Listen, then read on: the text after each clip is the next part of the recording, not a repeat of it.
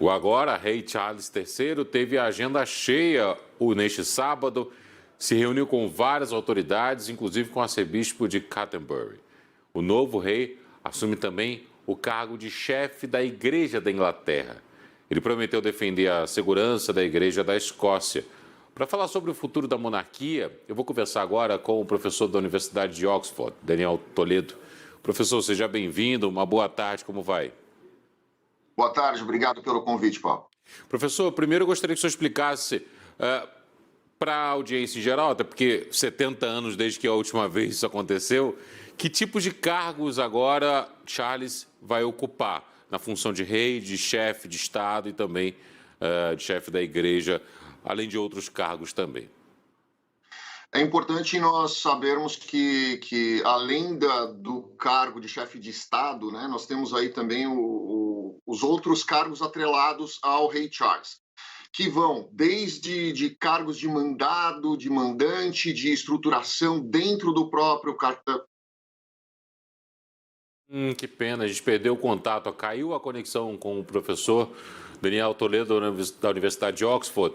Eu vou até passar uma lista aqui que o próprio Twitter do William colocou, mostrando qual é a linha de sucessão também daqui para frente, né? E também os títulos, porque, por exemplo, o Duque de Gales, o Príncipe de Gales, aliás, agora será William. Era um título também que o pai dele tinha e passou para ele quando ele assumiu o reinado. Agora sim, professor Daniel Toledo, contato retomado, por favor. Caiu a conexão aqui, tá horrível. Agora, o rei Charles ele passa a ser responsável por diversas outras questões que eram da rainha. Uma polêmica que vem se instaurando é se ele realmente vai assumir isso nos próximos 2 meses, que nós vamos ter aí a oficialização da coroa em nome dele, e especula-se que vai passar para o príncipe de Gales, que antes era o príncipe Charles e agora passou para o príncipe William, filho dele. Então, diversos outros cargos vão se acumular, principalmente os cargos de chefe de Estado do Commonwealth, que inclui Canadá e diversos outros países, Austrália, e ele passa a ser responsável também como chefe de igreja, que acaba tendo aí uma responsabilidade muito maior, tanto que hoje ele teve que fazer a assinatura do juramento para que ele pudesse ali manter os valores tradicionais da Inglaterra. Caso ele abra mão, o caso do Charles, e passe o título de rei, né, a William, é a Charlotte que entra diretamente na linha de sucessão, né, do William. Que é a primeira filha do William. E a família ficaria como, no ponto de vista de funções daqui para frente? Pergunto isso porque o Charles ontem, quando fez o pronunciamento, ele falou que ele não teria tempo como rei para algumas agendas e atividades que ele tinha como príncipe. Agenda de filantropia, por exemplo. E ele conta com o William para isso.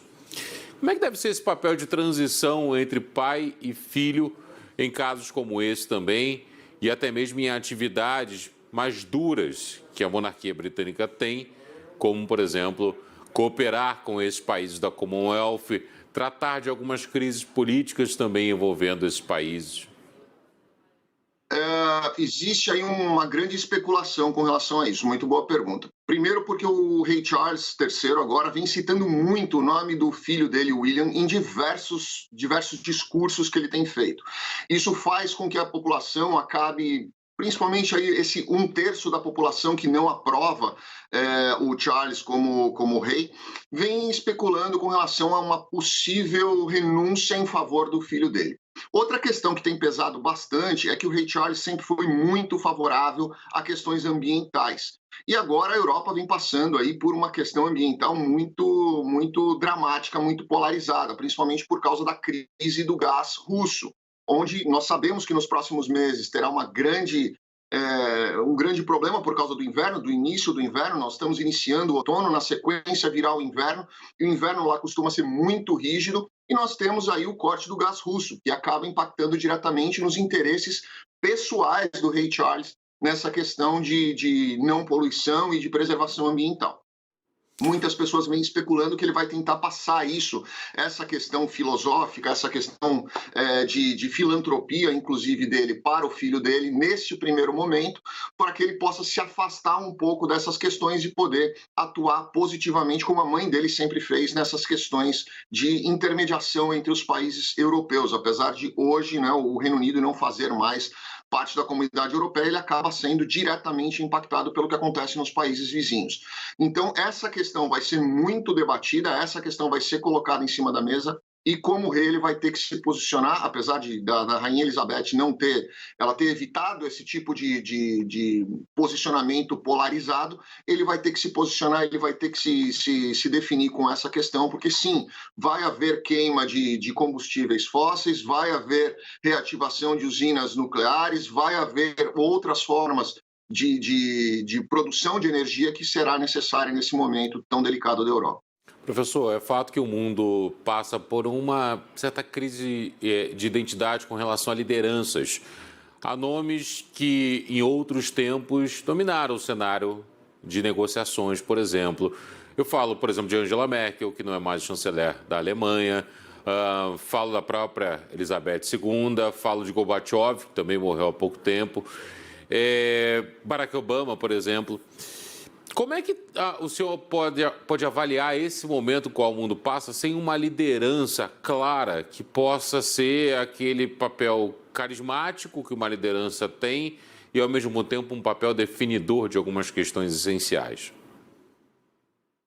O mundo ele passa por uma situação agora de troca de liderança, né? de disputa por poder e disputa por liderança. E se você for olhar historicamente, todas as vezes no mundo, todas as vezes em todos os tempos em que nós tivemos aí uma mudança de liderança global, nós tivemos uma grande guerra. Veja a Primeira Grande Guerra, a Segunda Grande Guerra, os outros pequenos conflitos que nós tivemos, foi sempre por disputa por lideranças. Então a gente acaba tendo sim uma intervenção aí nessa questão mundial.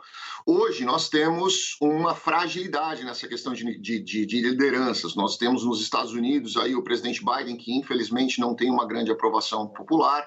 Nós temos os conflitos aí na Rússia, onde o Putin vem passando por diversos problemas nessa questão de assumir realmente o papel dele e ter uma solidez nessa questão de liderança. Nós temos a China querendo tomar aí a liderança mundial, tanto econômica quanto comercial. Então, sim, a postura do rei Charles agora vai fazer uma diferença muito grande, porque são 14 nações aí que estão atreladas diretamente ao rei do Reino Unido, né, o rei da Inglaterra, e elas vão ficar olhando para ver o que vai acontecer e o destino dessas nações nessa posição de liderança e de atuação mundial dependem exclusivamente disso. O Charles tem dois irmãos, tem o Andrew e o Edward. Aliás, os dois estão em Balmoral, na Escócia, onde a mãe deles acabou morrendo, perdão. E uma irmã. Ele tem dois irmãos e uma irmã. Os três, na verdade, estão lá em Balmoral. E eu queria falar um pouquinho sobre o papel dos irmãos nesse momento de liderança agora com Charles III. Se nós formos voltar lá para trás, né, o Charles não era para ser rei, a rainha Elizabeth também não era para ser rainha, porque o herdeiro do trono era o tio dela, que acabou por causa de questões políticas e inclusive da proximidade dele com a Alemanha na época, que era considerada inimiga, acabou tendo aí uma série de divergências, uma série de inconformidades e fizeram com que ele renunciasse em favor do irmão dele, que era o pai da Rainha Elizabeth, que consequentemente acabou transmitindo para ela, que acabou transmitindo para o rei Charles agora. Então, o papel da realeza, todo príncipe quando nasce, todo filho de rei, todo filho de rainha quando nasce, ele já é, de certa forma, preparado para assumir o trono. Quando há um outro herdeiro na sucessão, os tios, na verdade, ali, eles acabam assumindo um outro papel, tanto de filosofia, quanto de manutenção de costumes, quanto de aparências, que é o que realmente o regime monárquico ele sempre vive de aparência. E se você for olhar o regime monárquico mais tradicional do mundo, mais observado, mais acompanhado, mais olhado pelo mundo inteiro é o regime monárquico inglês, e sim, eles têm um papel de influência muito grande. A Rainha Elizabeth, poucas pessoas sabem, ela era a única pessoa no mundo liberada de ter um passaporte. Ela podia viajar sem a necessidade de ter um passaporte. Ela é a única pessoa no mundo que não tinha um passaporte em razão dos acordos internacionais que ela tinha e do respeito que ela tinha internacional. O príncipe William lançou um comunicado hoje em suas redes sociais falando sobre a morte da avó. E ele termina o comunicado falando o seguinte: em memória dela e para apoiar meu pai, o rei, eu seguirei fazendo tudo o que posso. A população britânica, a sociedade britânica terá facilidade em entender esse momento de transição ou as turbulências são tantas pelo momento econômico que a Inglaterra vive, com uma inflação altíssima, com uma crise energética que pode pintar aí com relação ao inverno e o corte de fornecimento também. Um novo governo se formando ainda, a Elizabeth morre na semana em que o governo novo toma posse, começa de fato a trabalhar. Qual a opinião do senhor? Isso é mais complexo do que as pessoas imaginam. Primeiro, a gente precisa olhar para a questão de modernização, que foi o que o próprio rei Charles falou ontem. Ele citou isso por 2 vezes, a questão da modernização da monarquia. Não acho, e grande parte dos professores de universidades da Inglaterra, pelo menos, não vou nem falar do Reino Unido, eles não acham que a questão da modernização deva acontecer com o rei Charles, e sim com o príncipe William. O príncipe William sempre foi preparado para isso. Se vocês olharem desde lá de trás, foi muito mais cobrado dele do que do irmão dele. Foi sempre muito mais colocado responsabilidade sobre ele do que sobre o irmão dele.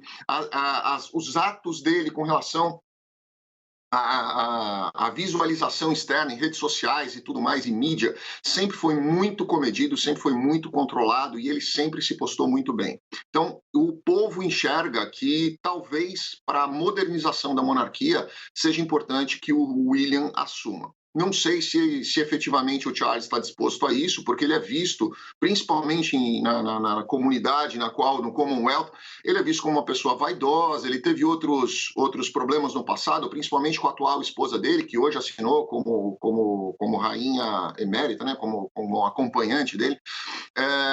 E as pessoas ficam ainda em dúvida, né, se realmente ele tem essa capacidade, essa idoneidade. Houve um escândalo aí recentemente também com relação ao depósito de 3 milhões de libras na conta da fundação dele por um árabe, onde linkou-se aí numa situação de eventual corrupção por tráfico de influência. Então, existe aí uma nuvem em cima do rei Charles que talvez não seja o melhor momento para essa época delicada, principalmente na região da Europa, ali, para que ele possa assumir. Mas vamos ver como se desdobra nos próximos 2 meses. E para encerrar, professor, Ursula von der Leyen, presidente da Comissão Europeia, publicou uma foto hoje com a foto da Rainha Elizabeth em sua mesa de trabalho e dizendo que ela foi uma inspiração. O Brexit ainda não foi de fato formalizado, aquele acordo final ainda não saiu, ainda não sabemos o que ficará com o Reino Unido, o que ficará com a Europa, com a União Europeia. Como deve ser no senhor, na opinião do senhor, essa continuidade das negociações? Elas devem se manter do jeito que elas já vinham sendo estruturadas. Foi muito cobrado da rainha, principalmente na época do Brexit, uma postura da rainha. Ela sempre foi uma pessoa extremamente neutra, ela sempre conversou tanto com a esquerda como com a direita, como o centro de todos os políticos. Ela sempre teve uma proximidade muito boa e isso fez com que ela tivesse um trânsito muito bom político no mundo inteiro, não só na questão dela ali.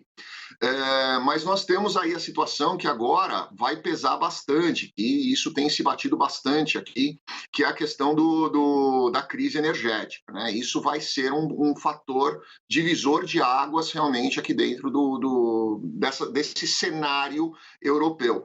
Eu acho que nós só vamos ter realmente aí uma definição, e inclusive talvez até uma mudança de poderes aí lá para janeiro ou fevereiro do ano que vem, que é quando a gente vai ter um real cenário com relação ao que vai acontecer dentro dessa crise energética, dessa crise financeira e também da crise migratória que nós estamos vendo acontecer agora aqui na Europa.